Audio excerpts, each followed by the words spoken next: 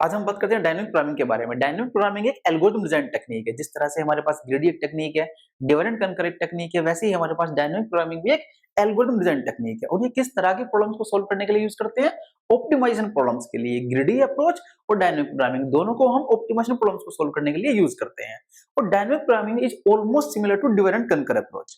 Divide and conquer approach क्या कहती है कि लेट्स से मेरे पास कोई भी एक प्रॉब्लम है, कोई बड़ी प्रॉब्लम है, तो वो क्या करेगा, इस ओरिजिनल प्रॉब्लम को छोटी-छोटी सब प्रॉब्लम्स में डिवाइड करेगा और फिर इन छोटी-छोटी सब प्रॉब्लम्स को सॉल्व करेगा और उन छोटी-छोटी सब प्रॉब्लम्स के रिजल्ट्स को यूज करेगा अपनी ओरिजिनल प्रॉब्लम्स के रिजल्ट को कंप्यूट करने के लिए या ओरिजिनल प्रॉब्लम को सॉल्व करने के लिए।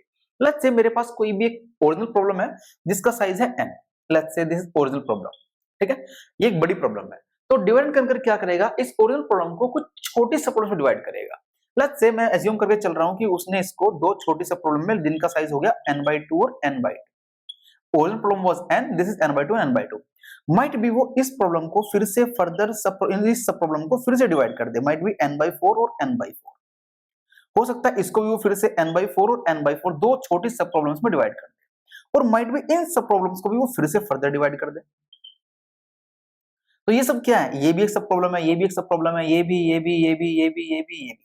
This one is the original problem and rest are the sub problems.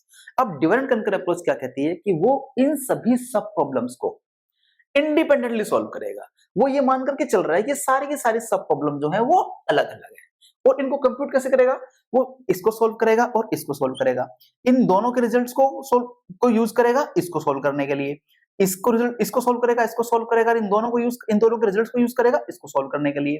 इन दोनों के रिजल्ट्स को यूज करेगा इसको सॉल्व करने के लिए, कंप्यूट करने के लिए।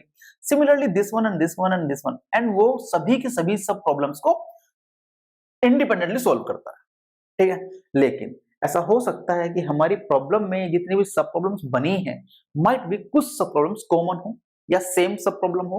ऐसा हो सकता है कि मेरे पास ये वाली सब प्रॉब्लम और ये वाली सब प्रॉब्लम दोनों सेम हो, या माइट भी तीसरे वाली भी, ये तीनों एक ही सब प्रॉब्लम हो, कॉमन सब प्रॉब्लम हो, या हो सकता है ये सब प्रॉब्लम और ये सब प्रॉब्लम दोनों सेम हो। लेकिन डिवाइड करके क्या कर रहा है, इन सभी को अलग-अलग कंप्यूट कर रहा है, अलग-अलग सॉल्व कर रहा है, ठीक है। लेकिन अगर मेरे पास कोई एक ऐसी अप्रोच आ जाए कि अगर ये मेरे पास तीनों जो सेम सब प्रॉब्लम है, तो क्यों ना मैं एक जगह कंप्यूट करूं उसको, एक को सॉल्व करूं और उसके रिजल्ट्स को कहीं स्टोर कर लूं। इन फ्यूचर अगर मेरे पास इस ट्री में कहीं भी वो आते हैं, मुझे इन फ्यूचर रिक्वायरमेंट है, मैं वहां से उसको यूज कर लूं। पूरा कंप्यूटेशन टाइम बच जाएगा मेरे पास। ये जो मल्टीपल टाइम्स हम उसको कंप्यूट कर रहे हैं वो टाइम हमारा बच जाएगा, ठीक है।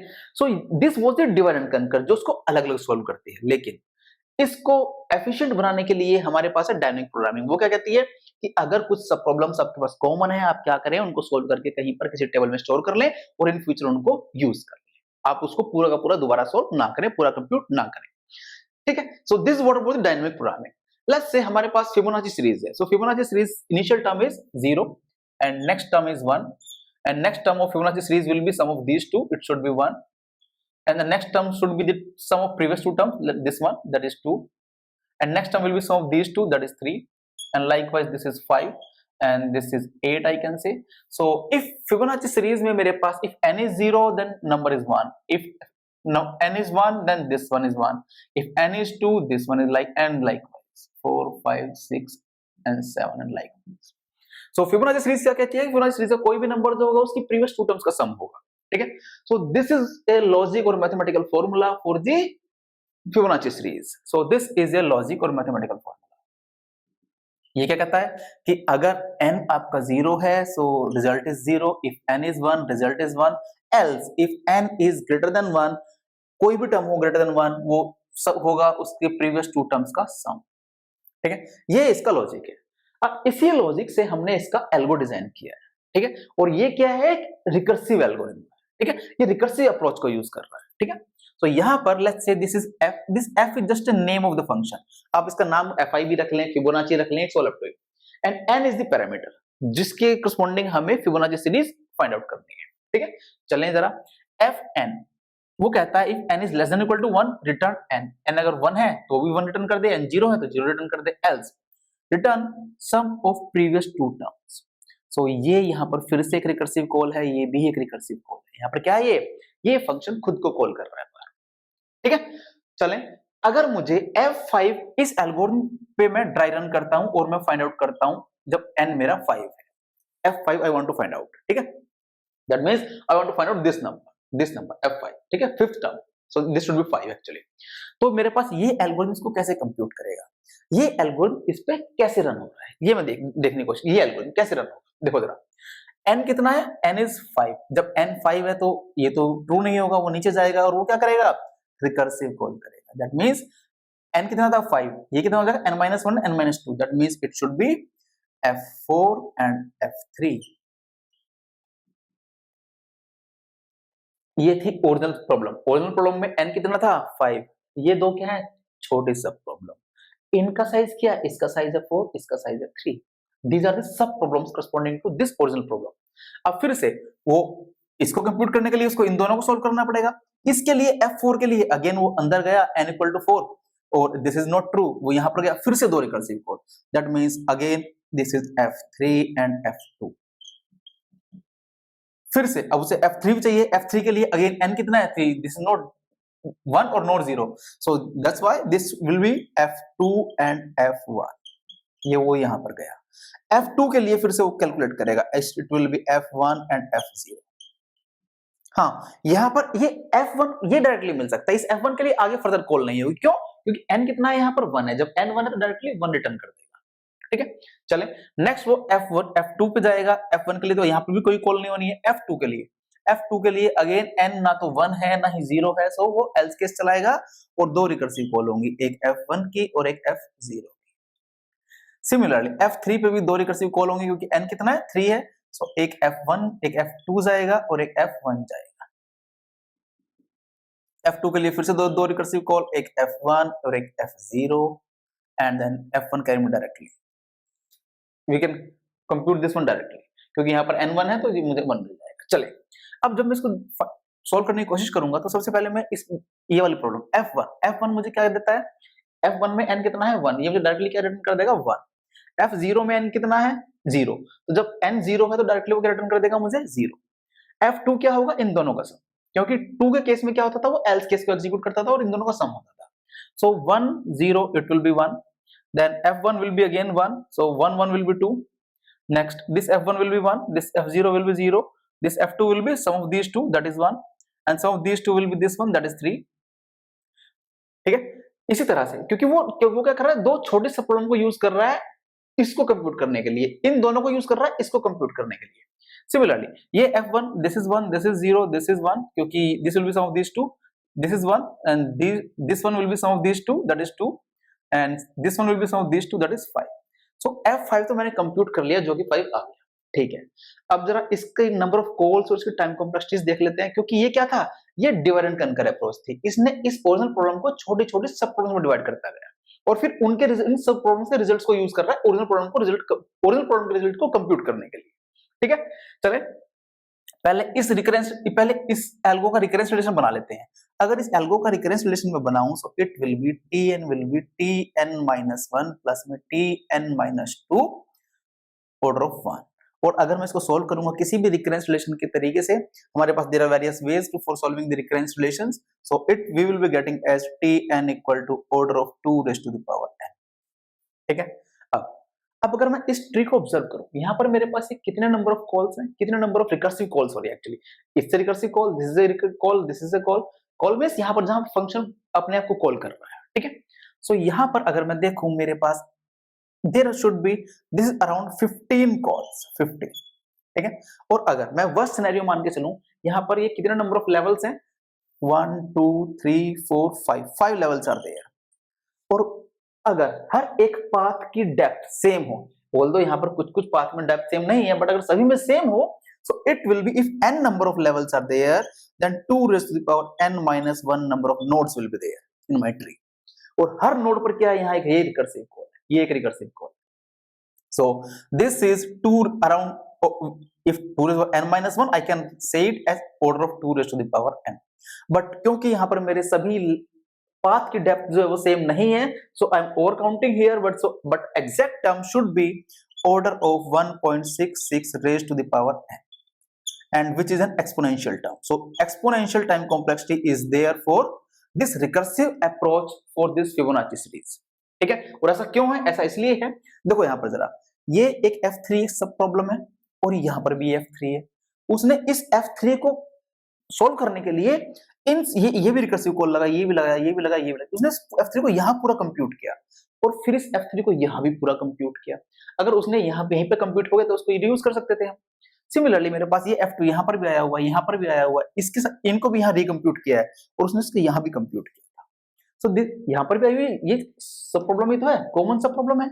सो मुझे अगर अब इसमें ऐसे कुछ रिफाइनमेंट्स कर सकूं ताकि मैं ये जो कॉमन सब प्रॉब्लम्स है इसको मैं इसके सॉल्यूशंस को रीयूज कर सकूं, then that will be a better version of this one. सो इसके लिए हमारे पास डायनामिक प्रोग्रामिंग क्या कहती है, ये तो रिकर्सिव अप्रोच है हमारे पास। इस रिकर्सिव अप्रोच के साथ हम यूज करेंगे मेमोइजेशन। मेमोइजेशन क्या कहता है कि आप क्या करें, प्री कंप्यूटेड वैल्यूज को कहीं किसी टेबल में स्टोर करा ले और उन फीचर्स को यूज कर ले। That is what about the memoisation. अब ये थी हमारे पास रिकर्सिव सॉल्यूशन।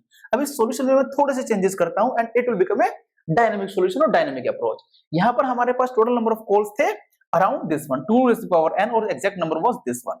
ठीक है, अब हम देखते हैं इसमें से कितने नंबर ऑफ कॉल्स को हम रिड्यूस कर सकते हैं। ठीक है, यहां पर अब हमें एक फिब नाम से हम एक एरे ले लेते हैं whose size is n, या fib 0 equal to 0 and fib 1 should be 1 and fib of n should be f of n, f of n. ठीक है, and let me rub this one. Yes, I'm rubbing this one completely and this tree also, this tree also.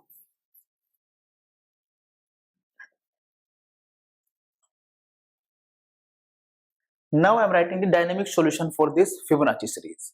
हम यहाँ पर एक fib नाम की एक array लेंगे जिसका साइज होगा n+1 और इसके 0th इंडेक्स को हम 0 से इनिशियलाइज कर रहे हैं, फिब के फर्स्ट इंडेक्स को हम 1 से इनिशियलाइज कर रहे हैं और nth इंडेक्स को हम fib of n will be function call, that is fn function call. और ये रहा हमारा function. If n is less than और equal to 1 return fib of n, जो भी उसके इंडेक्स पर वैल्यू है।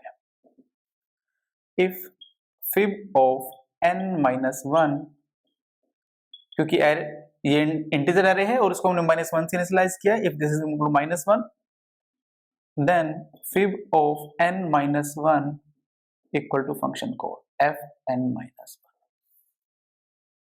1। If fib n minus 2 equal to -1 then fib n minus 2 equal to f of n minus 2 function को लगेगा, else return fib of n minus 1 plus fib of n minus 2.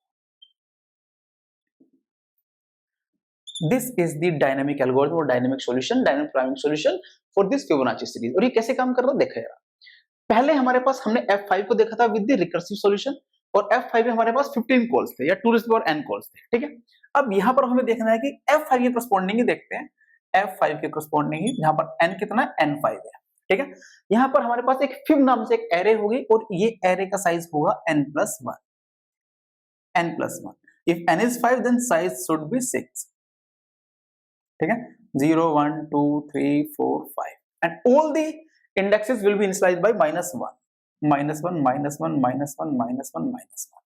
उसके बाद देखो इस एरे का नाम है फिब, ये फिब एक एरे है, यहाँ पर ये भी एक एरे है, ये भी एक एरे का इंडेक्स रिप्रेजेंट कर रहा है, ये फंक्शन कॉल है, ये भी एक एरे है, ये भी एक एरे है, ये भी एक एरे है, ये भी एक एरे को एक्सेस कर रहा है, ये भी एरे को एक्सेस कर रहा है, ये भी एरे को एक्सेस कर रहा है, ये भी एरे को एक्सेस कर रहा है। ठीक है, और यहाँ पर these are the function calls. तो डायनामिक प्रोग्रामिंग किस कंसेप्ट को यूज कर रहा है कि जो भी हमारे पास कॉमन सा प्रॉब्लम्स हैं उसके रिजल्ट्स को हम स्टोर करा लेंगे कहीं पर। ठीक है, वो ये करने की कोशिश कर रहा है। सो इसके बाद इसने अब इसका एग्जीक्यूशन देखते हैं with respect to F5। Fib का 0th index will be initialised by 0, first index will be as 1। अब वो किसको कॉल कर रहा है, F5 को। F5 में n कितना है, 5। सो F5 में यहाँ पर n कितना है, 5। फिर वो जाएगा, क्या वो इसी स्टेटमेंट को एग्जीक्यूट करेगा, नहीं, n क्या है, n is 1, n 1 है तो नीचे जाएगा, वो चेक करेगा fib of n minus 1, n is 5, so 5 minus 1 क्या, फिब ऑफ 4 मींस एरे का 4th इंडेक्स क्या -1 है, एरे का 4th इंडेक्स इज -1। -1 इंडिकेट्स कि इसकी वैल्यू अभी तक कंप्यूट नहीं हुई है। ठीक है। सो इफ दिस इज -1 तो आप पहले इसकी वैल्यू ही कंप्यूट करें, आप पहले इसकी वैल्यू लेकर के आए, दैट मींस आप Fibonacci of n - 1 5 - 1 that is 4 को लेकर के आए, क्या f n - 1 कॉल करें। ये क्या है, एक रिकर्सिव फंक्शन है, एक रिकर्सिव फंक्शन है जो सेल्फ फंक्शन को कॉल कर रहा है। n5 था 5 - 1 दैट इज 4, सो f4 को कॉल किया गया, सो ये f4 को कॉल करेगा, ठीक है। और f5 से जब वो नीचे आया है तो उसने केवल ये स्टेटमेंट एग्जीक्यूट की है, ये वाली स्टेटमेंट एग्जीक्यूट नहीं की है अभी, ठीक है। यहीं पे उसका रिकर्सिव कॉल हो गया, उसने बाकी को छोड़ दिया यहीं पर, उसको जो वापस आएगा नीचे से ऊपर तब उनको कॉल करेगा, देखेगा, ठीक है। चलें, अब वो f4 पे गया, f4 पे n कितना है मेरा 4, जब n 4 है तो फिर से ये तो एग्जीक्यूट होगा नहीं, फिर से वो इसके पास आएगा, देखेगा fib of n - 1 that is 4 - 1 that is fib of 3, क्या एरे का थर्ड इंडेक्स -1 है, yes this is also -1, if this is -1 first compute this one, that means Fibonacci के n - 1 that is 4 - 1 4 - 1, 3 को पहले आप अपडेट करें, असाइन करें क्या f of n - 1 4 - 1 that is 3, आप f of 3 को कॉल करें। f4 ने भी क्या किया, इस स्टेटमेंट को एग्जीक्यूट किया और इसको छोड़ दिया अभी, क्या, क्योंकि यहीं से रिकर्सिव कॉल हो गया।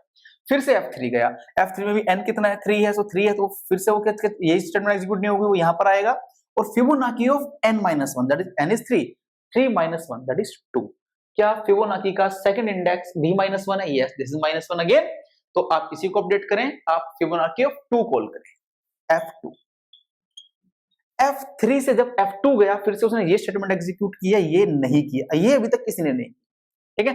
अब वो f2 की वैल्यू कैलकुलेट करेगा, f2 पे जाएगा, f2 पे n कितना है 2, वो यहां पर आया, दिस इज नॉट ट्रू, यहां आया Fibonacci of 2 - 1 that is Fibonacci of 1 that means sorry fib of 1 array of 1, क्या एरे का फर्स्ट इंडेक्स -1 है, नहीं, it is 1, so this is false, this is not executed, 2 के लिए ये एग्जीक्यूट नहीं होती है, ठीक है।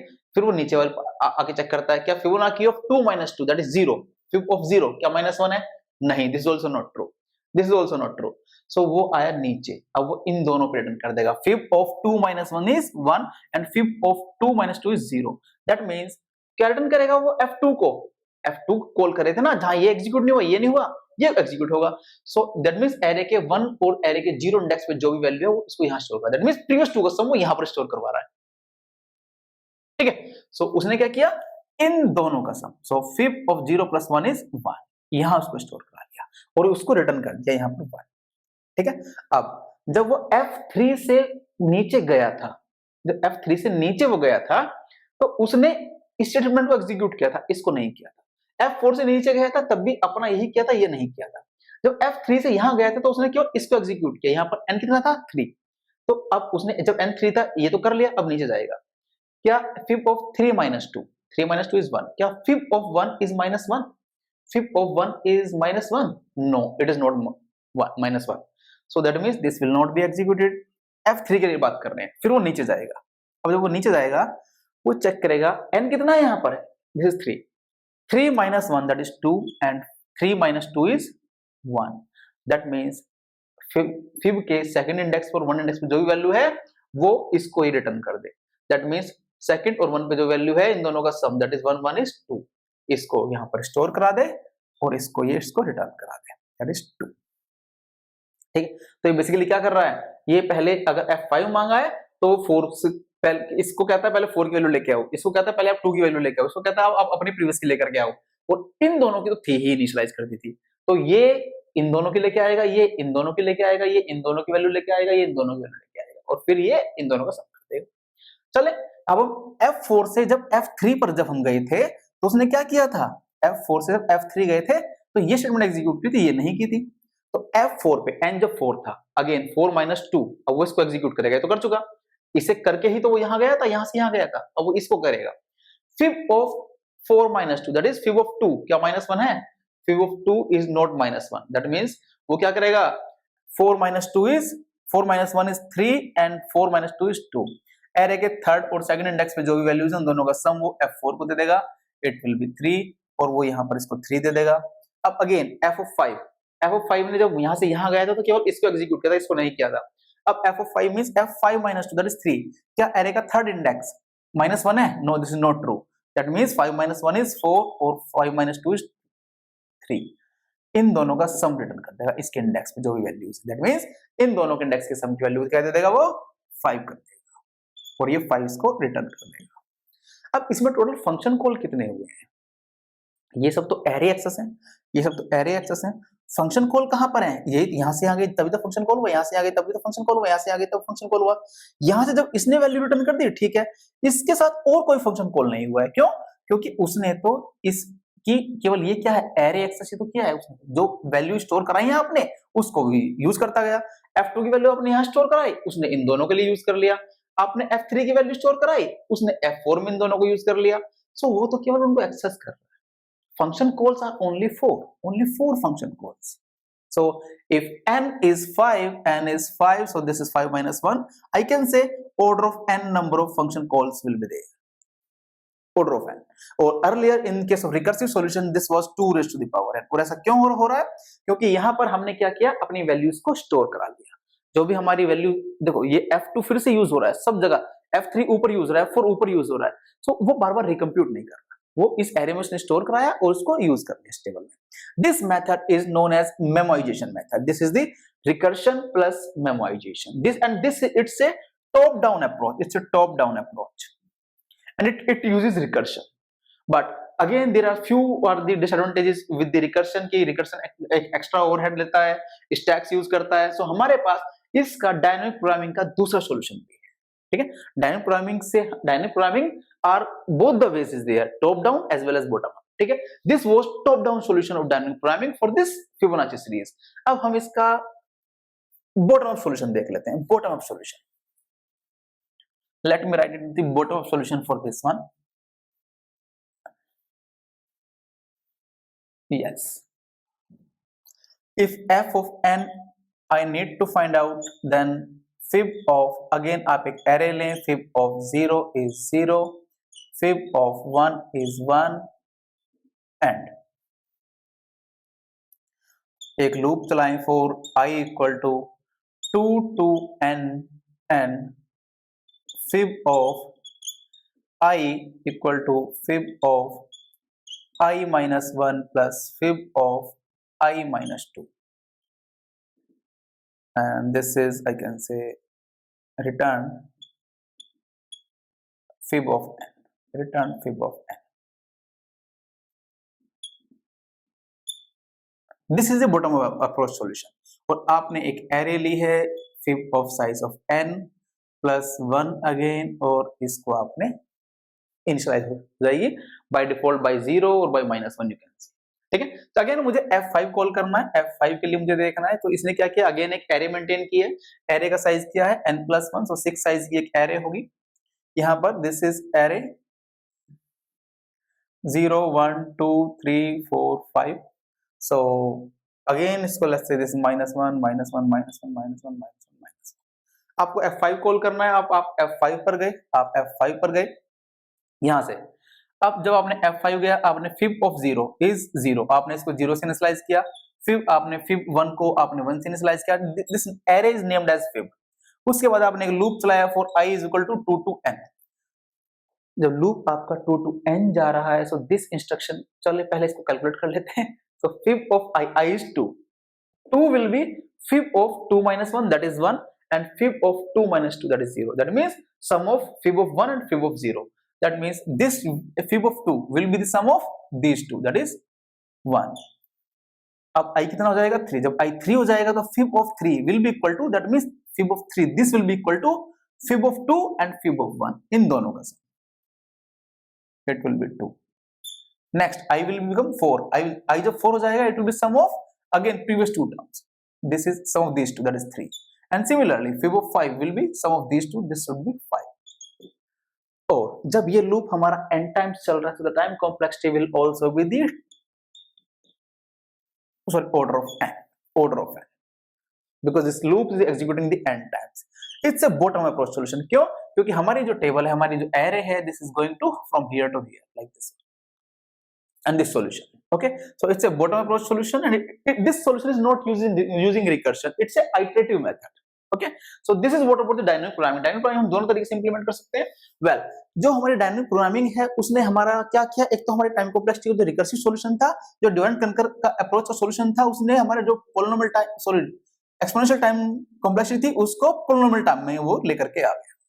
This was done by the dynamic programming. And हमारे पास जो डायनामिक प्रोग्रामिंग का सॉल्यूशन है, it works on the based principal of optimality. Optimality क्या कहता है कि अगर मेरे पास कोई भी एक प्रॉब्लम है तो इसका जो सॉल्यूशन है, इसका जो ऑप्टिमल सॉल्यूशन है, it should be in a sequence of optimal solutions, in a sequence of steps. This problem should be solvable in sequence of steps. ठीक है, तो this is what about the principle of optimality. उन्हीं problems पर हम इसको dynamic programming को implement कर सकते हैं जहां इस प्रिंसिपल को हम मेंटेन कर पाए and definitely reduce the time complexity. And this is slower then greedy approach. ऐसा इसलिए क्योंकि डायनामिक प्रोग्रामिंग सारी पॉसिबिलिटीज को कवर करती है, बट हमारी जो ग्रिडी अप्रोच है वो केवल एक पाथ को फॉलो करती है। एक फिक्स पैटर्न है, एक फिक्स पाथ है, उसी को फॉलो करती है वो, बट ये सारी पॉसिबिलिटीज को कवर करती है। And this strategy, I mean कि डायनामिक प्रोग्रामिंग हम केवल उन्हीं प्रॉब्लम्स पर लगा सकते हैं जो इन दो प्रॉपर्टीज को सेटिस्फाई कर रहा हो। कैसे? The first one is optimal substructure. Optimal substructure क्या कहता है कि आपकी प्रॉब्लम का जो ऑप्टिमल सॉल्यूशन बन रहा है, it should B composed of optimal solution of सब प्रॉब्लम्स। आपका ऑप्टिमल सॉल्यूशन बन रहा है आपकी प्रॉब्लम का, लेकिन आपकी जो सब प्रॉब्लम है उनका भी ऑप्टिमल सॉल्यूशन होना चाहिए और उन्हीं से मिलकर के आपकी प्रॉब्लम का ऑप्टिमल सॉल्यूशन बनना चाहिए। And this is like overlapping सब प्रॉब्लम्स। ये केवल उन्हीं प्रॉब्लम्स पर इंप्लीमेंट होगा जहां पर आपके पास कुछ कॉमन सब प्रॉब्लम्स हो। कुछ अगर कॉमन सब प्रॉब्लम ही नहीं होंगी तो वहां dynamic programming will become divide and conquer. क्या फायदा फिर उसको लगाने का जब कॉमन है ही नहीं, फिर कंप्यूट करके स्टोर करने का कोई फायदा ही नहीं है क्योंकि सब प्रॉब्लम अलग है। सो ये केवल वहीं लगेगा जहां कॉमन सब प्रॉब्लम्स हो। These are the few of the applications of this dynamic programming in problems में हमारे पास dynamic programming solution है, Fibonacci series है, LCS longest common subsequence, matrix chain multiplication, sum of subset problem, Floyd Warsaw 01 knapsack multi-stage and traveling salesman problem. And likewise there are various applications and various problems where we are using the dynamic programming solution. Well, video अगर पसंद आई हो तो like करें, subscribe करें और share करें। Thank you.